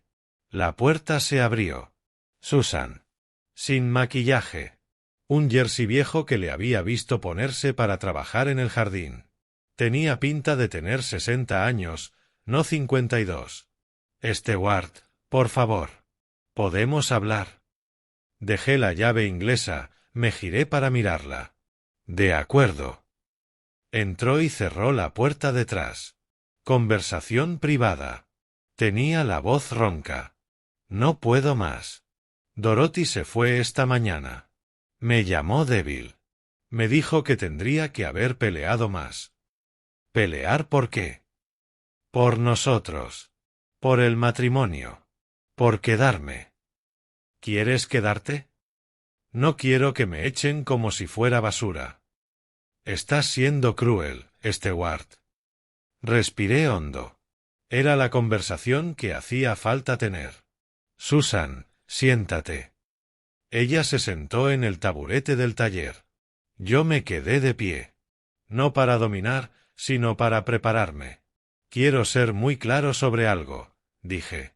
No estoy echando a nadie. Estoy poniendo fin a un acuerdo financiero que no funcionaba. Para mí es lo mismo. Hablé despacio, con deliberación. La crueldad es vaciar el sueldo de otro durante 10 meses sin preguntar. La crueldad es mentir sobre a dónde va el dinero cada vez que alguien pregunta. La crueldad es dejar que el novio de tu hija viva en casa ajena durante 6 meses sin decirle nada al dueño. Su cara se quedó blanca. ¿Vivir en tu casa? ¿De qué estás hablando? Continué. La crueldad es falsificar documentos, apostar el dinero de la jubilación ajena, burlarse en las redes sociales. Yo no hice nada de eso. Yo tampoco hice, tú lo hiciste, susurró. Nunca tuve la intención de... La intención no cambia el impacto. Agarré el cuaderno y empecé a escribir mientras hablaba. Déjame enseñarte lo que te propongo de verdad. Fui anotando los números. Costes mensuales reales si se quedaban en casa. Alquiler a precio de mercado, $1.400. Suministros, calefacción, luz, agua, internet, 280. Seguros e impuestos sobre la propiedad, su parte, 150. Compra, 400. Coste total real, $2.230 al mes. Lo que les pedía yo, 1.100. Empujé el papel hacia ella. Les estoy pidiendo menos de la mitad del coste real. Eso no es crueldad. Es misericordia. Ella miró los números. Pero es que no tenemos 1.100. Ese es vuestro problema. Buscad trabajo a tiempo completo, haced que Lidia aporte, recortad gastos o elegid la opción 2. Nos estás castigando por ser familia. Era el momento. La familia no se roba, Susan. La familia no miente, no manipula ni oculta. Si lo que tú y Lidia hicisteis no es comportamiento de familia, es explotación.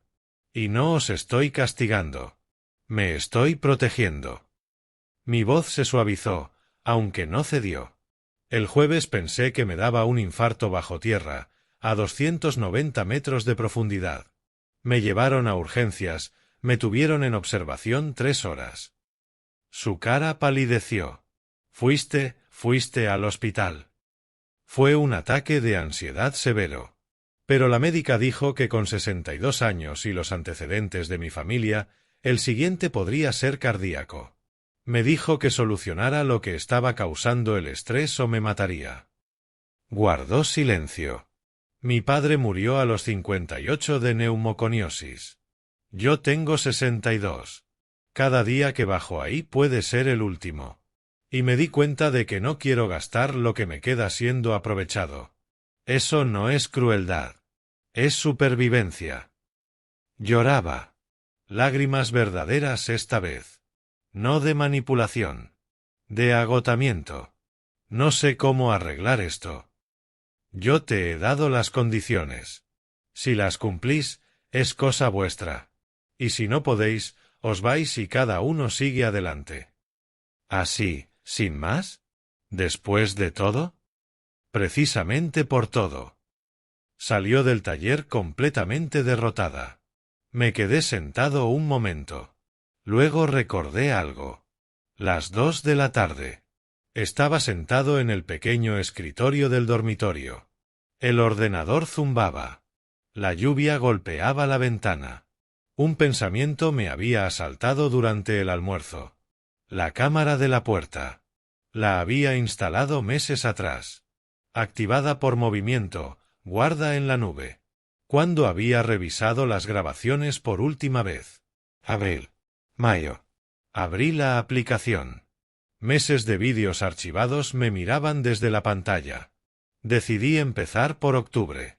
Ir hacia atrás. Las grabaciones de octubre eran normales. El cartero.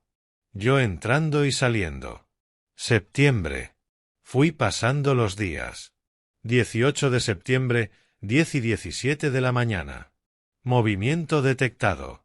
El vídeo cargó. Un hombre joven, a finales de los 20, con el casco de la moto bajo el brazo, entrando por mi puerta principal. La marca de tiempo decía las 10 y 17. Yo estaba en el trabajo. El corazón se me disparó. Avancé. 20 de septiembre, 11 y 42 de la mañana. El mismo hombre entrando. 24 de septiembre, 1 y 23 de la tarde. El mismo hombre. 27 de septiembre, 10 y 55 de la mañana. El mismo hombre. Se repetía. De lunes a viernes, entre las 10 de la mañana y las 3 de la tarde. Cuando yo estaba bajo tierra. Revisé agosto. El mismo patrón, 4 o 5 visitas por semana. Julio. Lo mismo. Junio. La primera aparición fue el 12 de junio. 6 meses seguidos. Derek Palmer había estado entrando a mi casa mientras yo trabajaba. Las manos me temblaban. No de miedo. De una rabia fría, controlada. Pulsé en otro vídeo. 18 de septiembre, 3:45 de la tarde. Derek saliendo. La cámara le enfocó la cara con claridad. Finales de los 20, barba de varios días, chaqueta de cuero, expresión de suficiencia. Lydia le dio un beso de despedida en la puerta. Allí mismo, en el encuadre. Descargué 20 vídeos, los guardé en una memoria USB, la etiqueté evidencia y me recosté en la silla mirando la pantalla. Había estado prácticamente viviendo aquí. No visitando. Viviendo. Mientras yo pagaba la luz, el agua, la calefacción, la compra. Mientras yo trabajaba bajo tierra, él estaba en mi casa con la hija de mi mujer, usando mi internet, comiendo mi comida. Y nadie me dijo nada. Guardé esos vídeos en 2 memorias USB. Una para mí, otra por si necesitara un abogado. Pero sentado allí en la habitación que se oscurecía, con la lluvia tamborileando en la ventana, me di cuenta de algo. Ya no estaba enojado. La rabia requiere sorpresa. Después de todo lo que había descubierto en esos 12 días, ya estaba muy por encima de la sorpresa. Simplemente estaba harto de todo esto. Semana 3. Las máscaras cayeron del todo. Día 15. Martes por la mañana, las 5:30. Estaba haciendo café en la cocina cuando Susan apareció en el umbral. Era evidente que no había dormido mucho. Ojeras oscuras como cardenales. El pelo suelto y sin peinar. Una mancha vieja de café en el jersey. Tenía las manos temblorosas aferradas al marco de la puerta. Sin preámbulo. Directo. Te vas a arrepentir de esto, Stewart. Eché el café en el termo que llevaba usando 38 años. Calma medida. Puede. Pero me arrepiento más de los últimos 10 meses. Cuando estés solo en esta casa enorme comiendo solo, desearás. He estado comiendo solo durante meses, Susan. Tú no te diste cuenta. Esa tarde, Lydia probó una táctica distinta. Me cortó el paso en el salón cuando iba al taller. Brazos cruzados, desafiante. Caminaba de un lado al otro, 3 pasos en una dirección, giro, 3 pasos de vuelta. La voz subiendo con cada frase. ¿Sabes qué? Bien. Nos vamos. Y todo el mundo va a saber lo que hiciste. Me detuve. La observé. Esperé. ¿Qué hice yo? Abandonar a tu familia. Echarnos por dinero. Puedes contar esa historia cuando quieras. Aunque quizás deberías mencionar también la parte de los $80,000. A nadie le importa eso. Entonces no tienes nada de qué preocuparte. Abrió la boca, la cerró, subió las escaleras hecha una furia. Día 16, miércoles. Pausa del almuerzo en la mina, en superficie. El sol estaba tapado por nubes de noviembre. Yo estaba sentado en un banco frente al cobertizo de maquinaria cuando sonó el móvil. Número desconocido. Stuart Donnelly. Señor Donnelly, le llamo de seguridad de Capital One. Estamos contactándole por actividad sospechosa en su cuenta. Esta mañana a las 9:43 se ha recibido una solicitud para añadir a una usuaria autorizada, Susan Donnelly, y para aumentar el límite de crédito de $5,000 a $15,000. La mandíbula se me tensó. Denieguen todo. Eliminen a cualquier usuario autorizado que no sea yo. Señor, es su esposa. Legalmente tiene derecho a. Elimínenla ahora. Y bloqueen cualquier solicitud futura desde su número de teléfono. Una pausa. Profesional. Entendido, señor. Lo procesaremos de inmediato. ¿Necesita algo más? No. Gracias. Colgué. Marcus estaba sentado cerca, terminando el almuerzo. El mismo bocadillo de salchichón de siempre. Problemas. Intentaron abrir más crédito a mi nombre. Con todo lo que ha pasado. Marcus meneó la cabeza. Cuando alguien está desesperado, hace cosas irracionales. Esa tarde llegué a casa. La luz de la cocina era dura, fría, sin piedad. Platos en el fregadero del almuerzo, apilados sin cuidado. Susan estaba de pie junto al mostrador con el móvil en la mano. Cuando me vio, su cara cambió. Pillada. El maquillaje corrido bajo un ojo. El esmalte de uñas descascarado en 3 dedos. Tenía el aspecto de alguien que se estaba deshaciendo por dentro. Te llamaron de la tarjeta de crédito. Sí. Cambió a la postura defensiva. Levantó la barbilla. Necesitamos ese crédito. Tenemos gastos.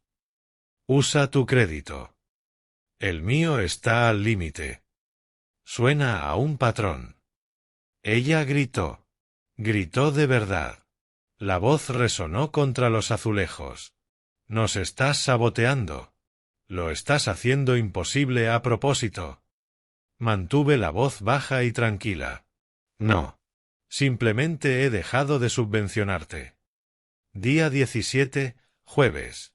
Estaba en el pasillo de camino a las escaleras para cambiarme de ropa de trabajo cuando oí a Lidia hablando por teléfono en el salón. Su voz llegaba clara por la puerta abierta. Vanessa, oye, ¿puedo quedarme en tu casa unos días? Las cosas aquí están. Una pausa. Luego la voz de Vanessa, diminuta y distante a través del altavoz. Estoy muy ocupada ahora mismo. Pregúntale a alguien más. Se supone que vamos al concierto la semana que viene. Ah, sobre eso. No puedo ir. Lo siento. ¿Qué? Espera.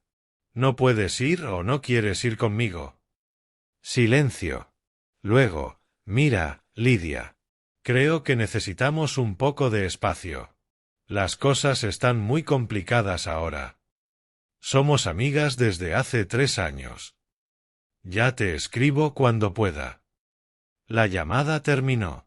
Oí la respiración rápida y entrecortada de Lidia. Luego marcó otro número. Ashley, soy yo. Oye, ¿puedes? Otro rechazo. La misma excusa. Muy ocupada ahora mismo. Lo siento. Probó con Britney. Pasando por un momento difícil personal. Ahora no puedo quedar. Luego con Madison. No contestó siquiera. Un mensaje llegó. Oí a Lidia leerlo en voz alta, con la voz quebrándose. Lo siento, ahora mismo no puedo hablar. 4 mejores amigas, todas de repente inaccesibles. La oí desplazarse por el móvil, revisando las redes. Un sonido pequeño y roto. Habían dejado de seguirla. La habían borrado de sus vidas digitales también. Día 18, viernes. Lidia me encontró en el taller. Estaba lijando la estantería en la que llevaba semanas trabajando. Casi terminada, 6 baldas de nogal macizo con ensambles a caja, juntas bien ajustadas. El suelo cubierto de serrín. El aire olía a resina de pino y a guarrás. Ella se quedó en el umbral. El rímel le chorreaba por las 2 mejillas. El pelo recogido a la fuerza en un moño descuidado. No se había duchado. ¿Estás contento? Su voz era cortante, amarga. Me has puesto a todos en mi contra. No dejé de lijar. El ritmo me ayudaba a pensar. No he hablado con tus amigas. Entonces, ¿por qué me evita todo el mundo? A lo mejor nunca fueron tus amigas. A lo mejor solo les gustaba lo que tú podías pagar. Eso no es verdad. Al fin levanté los ojos y dejé el papel de lija. ¿Cuándo fue la última vez que hiciste algo que no costara dinero? ¿Un café en casa de alguien? ¿Un paseo por el parque? ¿O siempre era brunch de lujo, salidas de compras, días de spa? Su cara se desmoronó. La rabia se escurrió de ella como agua de un vaso roto. El dinero se acabó, Lidia. Y aparentemente ellas también. Se echó a llorar. Lágrimas verdaderas, no de manipulación, sino de reconocimiento. Creía que Vanessa era mi mejor amiga. Las mejores amigas no desaparecen cuando se te acaba el crédito en la tarjeta. No tengo a nadie. Tienes a tu madre y te tienes a ti misma. Con eso va a tener que ser suficiente. Esa tarde oí ruidos arriba. Pasos arrastrando. El chirrido de cartón contra el parqué. El sonido metálico del precinto siendo arrancado del rollo. Subí a mirar. La puerta del cuarto de Lidia estaba abierta. Cajas de cartón vacías apiladas contra la pared. 6 o 7, de diferentes tamaños. Algunas con letras en su escritura, ropa, zapatos, maquillaje. Ella doblaba ropa y la metía con cuidado en una bolsa de viaje. Susan al fondo, envolviendo marcos de fotos con periódico. Haciendo la maleta. Lidia no me miró. Siguió doblando. No tenemos dinero para quedarnos. Lo sabes. Lo sé. Has ganado. No se trataba de ganar. ¿Entonces de qué? De supervivencia. Esa noche oí más cajas moviéndose, cajones abriéndose y cerrándose, el ruido del precinto, la voz amortiguada de Susan dando instrucciones. Los pasos de Lidia de un lado a otro sobre mi cabeza. Entré en Facebook Marketplace por curiosidad. Ahí estaba. La bicicleta pelotón publicada una hora antes. $1.800. Como nueva. Venta urgente. La silla de diseño, $800. Todavía en el plástico. El televisor de 70 pulgadas, 1.200. Sin rayaduras. Estaban liquidándolo todo. 3 días. La cuenta regresiva se había vuelto real. Día 19. Una carta certificada en mis manos. Dentro hay algo que me obligará a decidir si llamo a la policía o no. Pero antes de revelar lo que hizo Susan, deja en los comentarios. 1 si crees que debo denunciarlo de inmediato, 2 si crees que debo confrontarla primero, o 3 si crees que debo guardar silencio por el bien de la familia. Hazme saber que sigues aquí con ese número. Nota: esta historia contiene detalles construidos con fines ilustrativos. Si no te sientes cómodo, puedes apagar el vídeo ahora mismo. Día 19.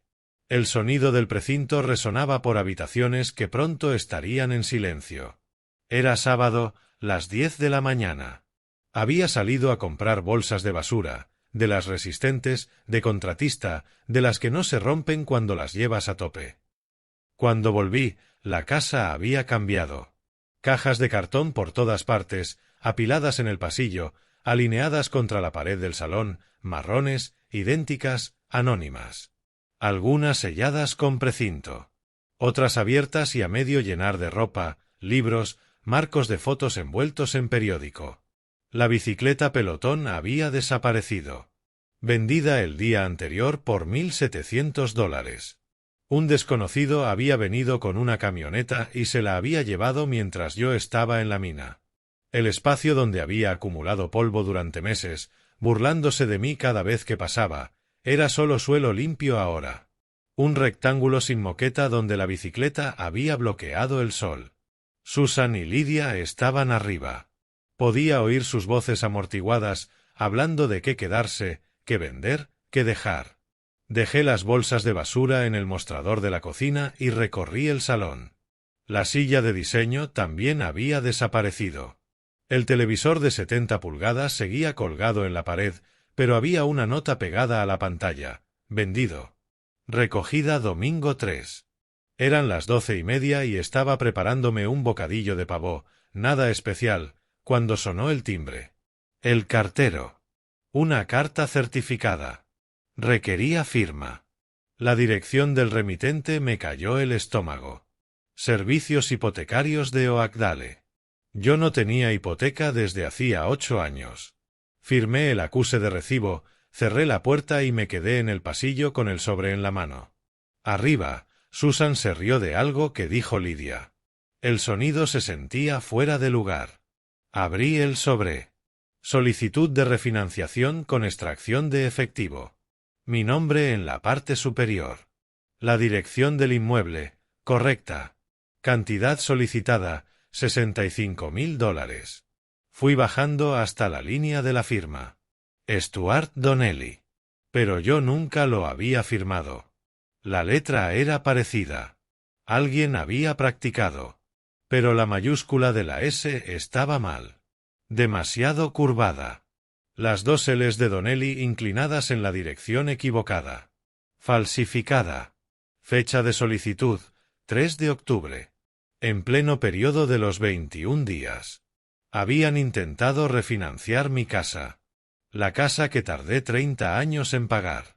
Pedirle prestado dinero a mis espaldas. $65.000 en efectivo. Si la hipotecaria no lo hubiera marcado para verificación, si lo hubieran aprobado con la firma falsificada, yo podría haber amanecido un día debiendo $65.000 sobre una casa que se suponía era mía. Las manos no me temblaban. Me sorprendió. Pensé que lo harían. Estaba en calma. Frío. Claro. Llamé a Brian Foster, el abogado cuya tarjeta me había dado Marcus 3 semanas antes. La había guardado en la billetera y olvidado hasta ahora. Contestó al segundo tono. Foster y Asociados. Buenos días, señor Foster. Me llamo Stuart Donnelly. Necesito asesoramiento legal. Adelante. Le conté todo. Los $80.000. El ultimátum de los 21 días. Y ahora esto, la solicitud de refinanciación, la firma falsificada, el intento de cargarme una deuda que nunca había aceptado. Guardó silencio un momento.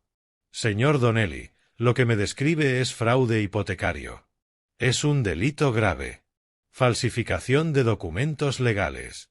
Estamos hablando de entre 2 y 7 años de prisión si se procesa. ¿Su consejo? Presente una denuncia policial hoy.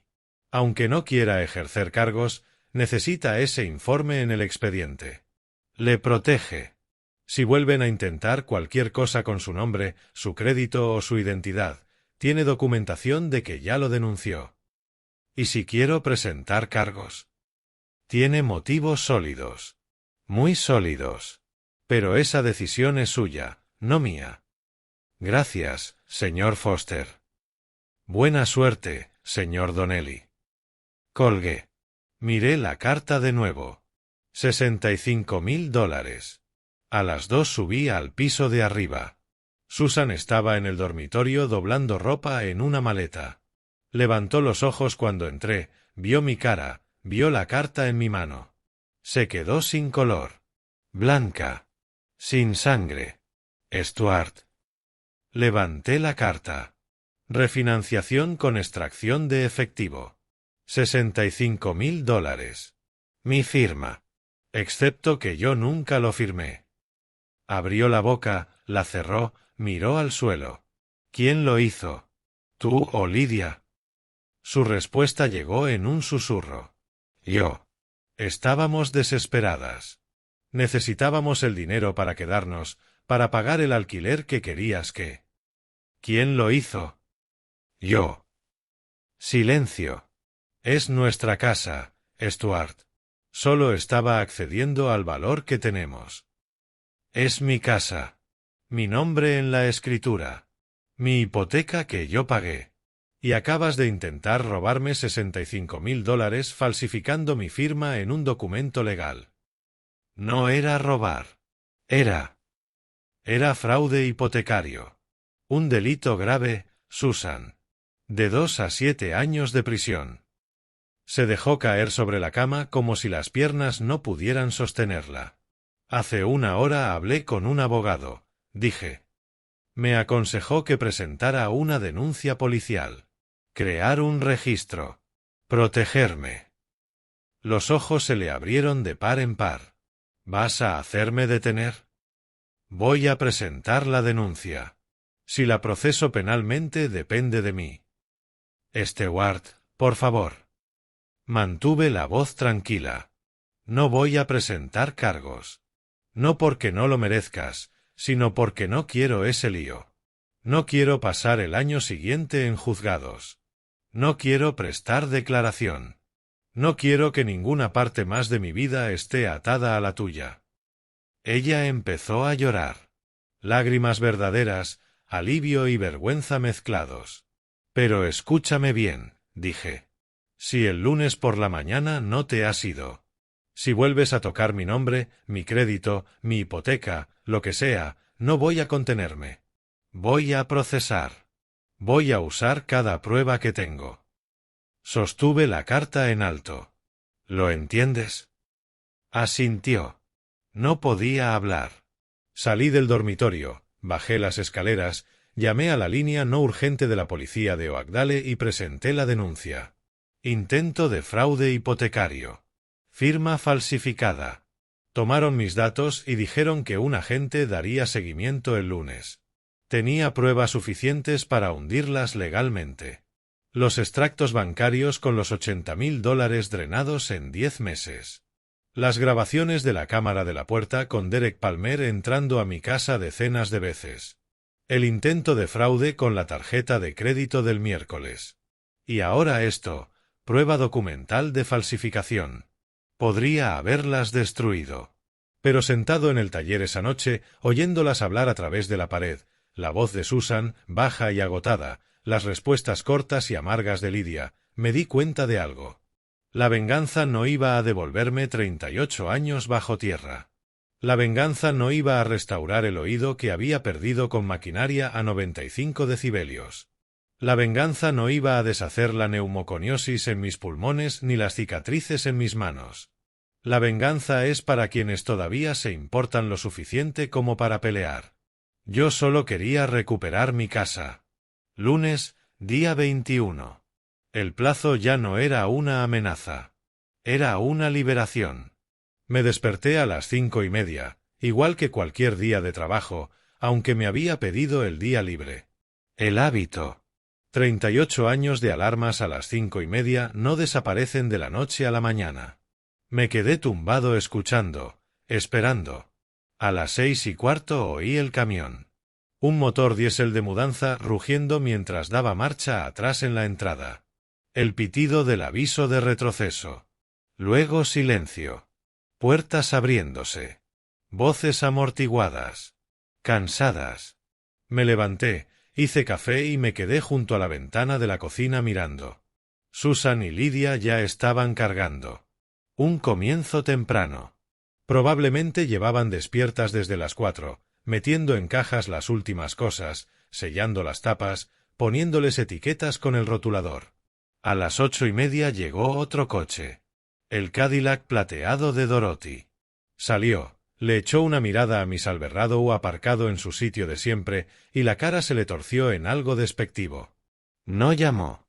Fue directamente al camión y se puso a ayudar. Yo fui al taller. La estantería estaba casi terminada. 6 baldas de nogal macizo, ensambles a caja bien ajustados. Llevaba 3 meses haciéndola, más de lo que había planeado. Pero estas últimas 3 semanas, cada vez que necesitaba pensar, había venido aquí a lijar. La repetición ayudaba. El serrín y el olor a madera y el simple acto físico de pulir algo.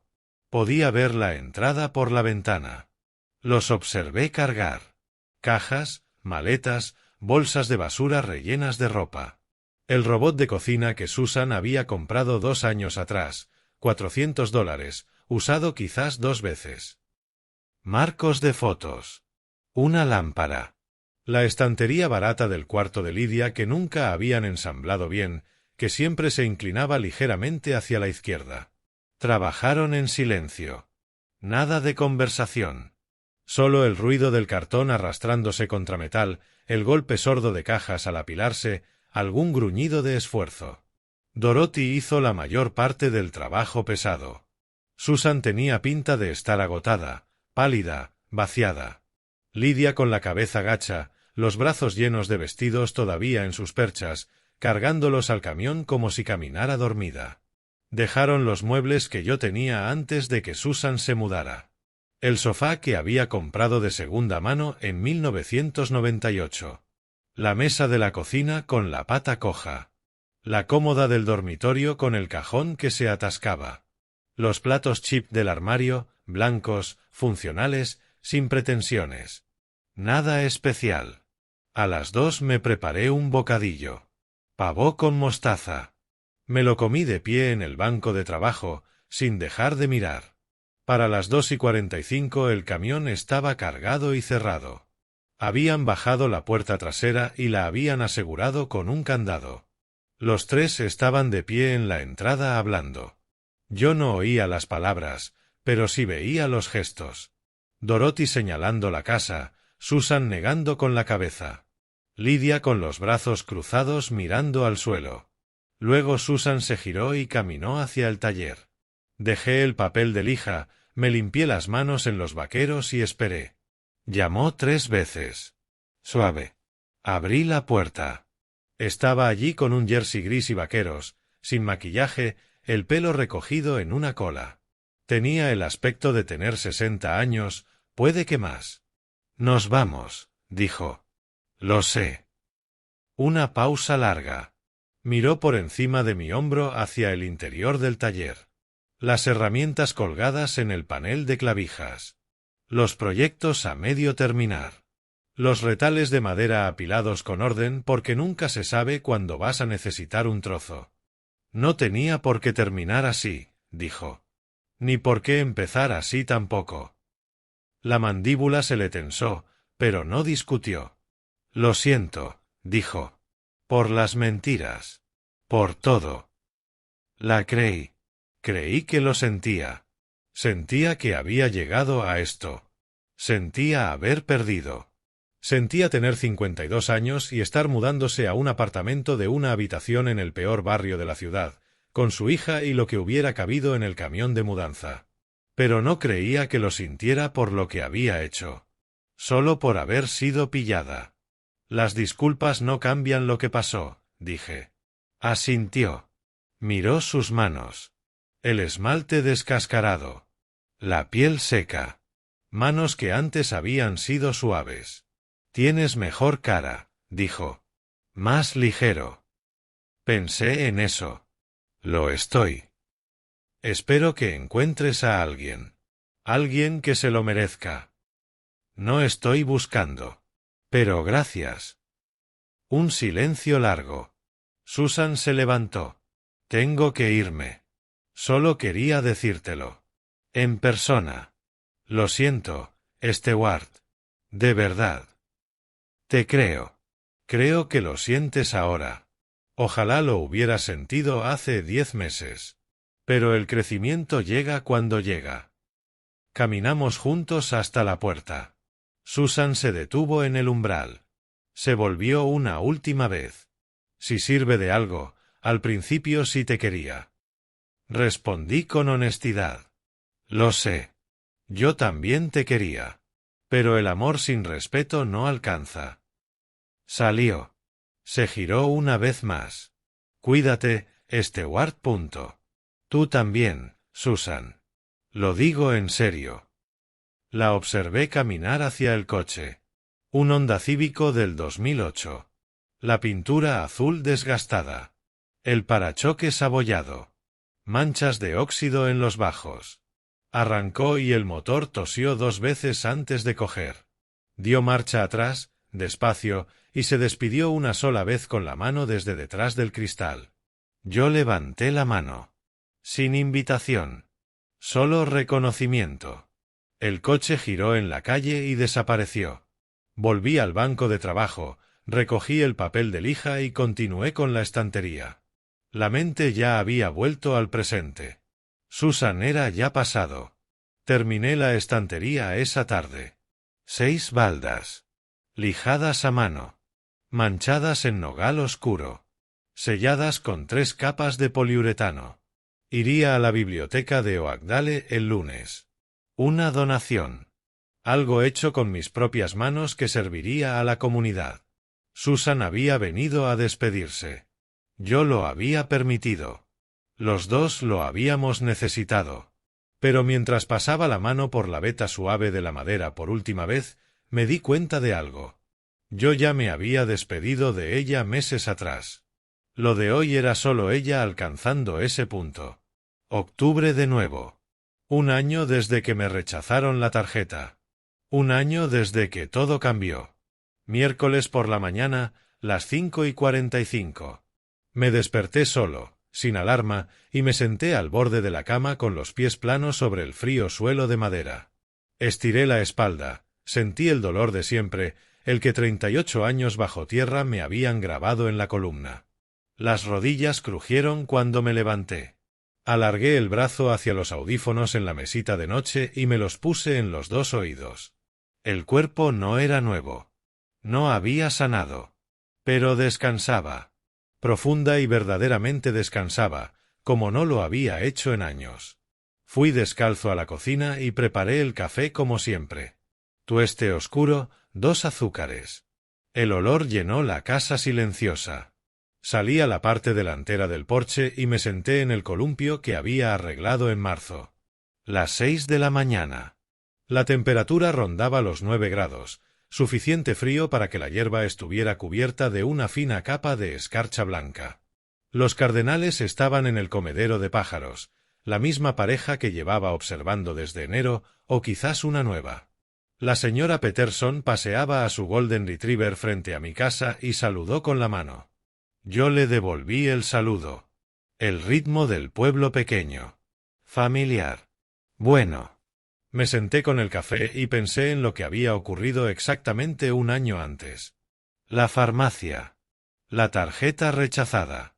La confusión, la vergüenza, el comienzo de la conciencia.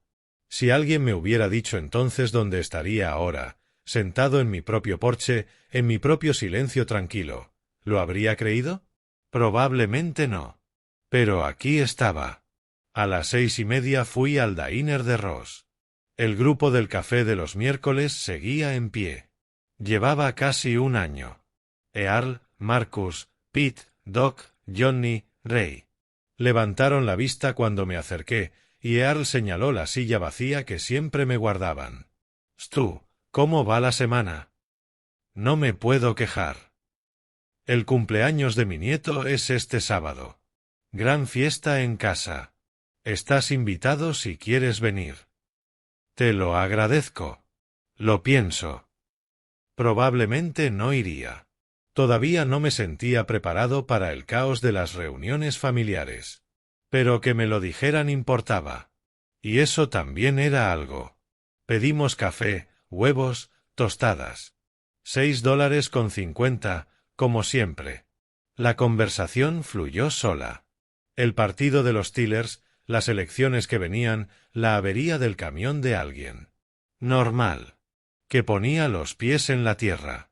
Exactamente lo que necesitaba. Cuando terminamos, Marcus y yo salimos juntos. ¿Pesca el sábado? A las 8. A las 7:30 en el embalse. De las 7:30 a las 6 de la tarde estuve bajo tierra. Mina número 7. Profundidad del filón, 290 metros. La misma cuadrilla. Tommy, completamente recuperado de su pierna rota. Big Pete. Ray. Algunos más. El trabajo era el mismo. Perforar, cargar carbón, colocar pernos de techo. Polvo de carbón en el aire. Ruido a 95 decibelios. Calor húmedo. Pero la sensación era distinta. Cuando el turno terminó y conduje a casa, no me estaba preparando para ninguna tensión. No calculaba cuánto dinero podría faltar ni qué discusión me estaría esperando. Iba a casa. A mi espacio. A mi paz. A las 4:45 paré en la farmacia de Oakdale. Receta de medicamento para la tensión. $47.50. La misma farmacia que hacía un año. La misma empleada detrás del mostrador.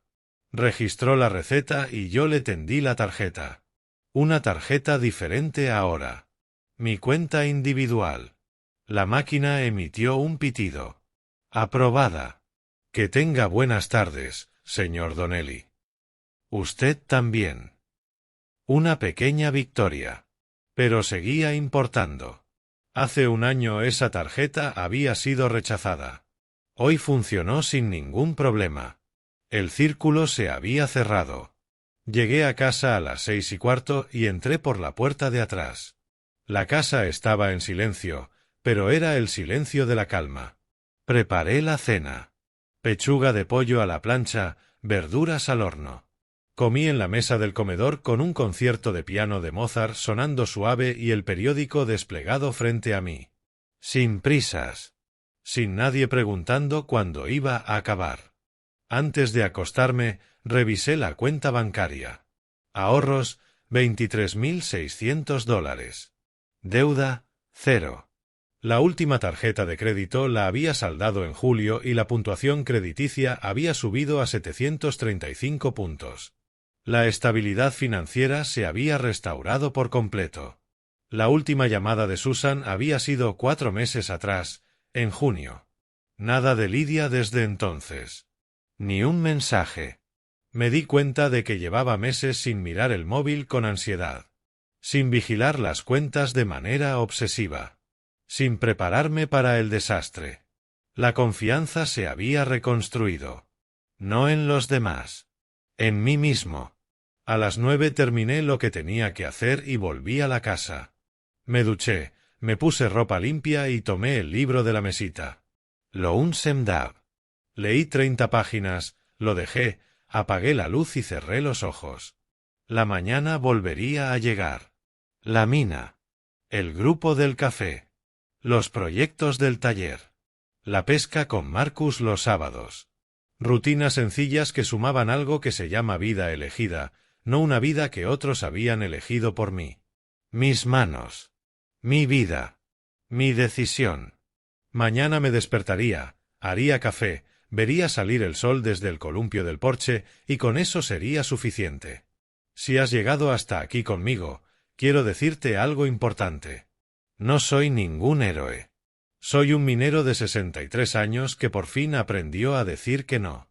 El buen Dios me dio 38 años bajo tierra y uno por encima para entender qué importaba. Me llevó bastante tiempo. Esta historia no va de ganar. Va de sobrevivir con la dignidad intacta. Cuando miro atrás a esos 18 meses, veo a un hombre que confundía el amor con la obligación. Que pensaba que proveer significaba sacrificarlo todo, incluido a sí mismo. No seas como yo. No esperes a que tu cuenta llegue a 0 y el pecho se te cierre a 290 metros bajo tierra para darte cuenta de que has estado viviendo la vida de otro. Algunos lo llamaron venganza. Pero la venganza implica que quieres hacerle daño a alguien. Yo no quería eso. Solo quería recuperar mi vida. Eso no es venganza. Eso es supervivencia. La lección más dura que aprendí, los límites no son crueldad. Decir que no es abandono. Y alejarse de quienes te drenan no es egoísmo. Es sobrevivir.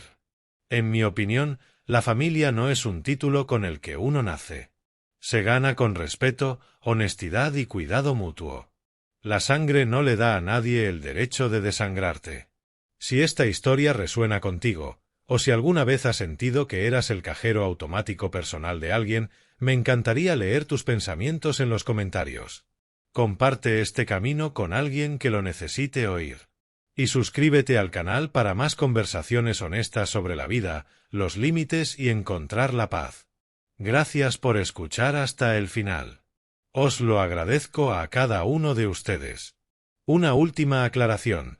Las próximas historias pueden contener elementos ficticios diseñados con fines educativos.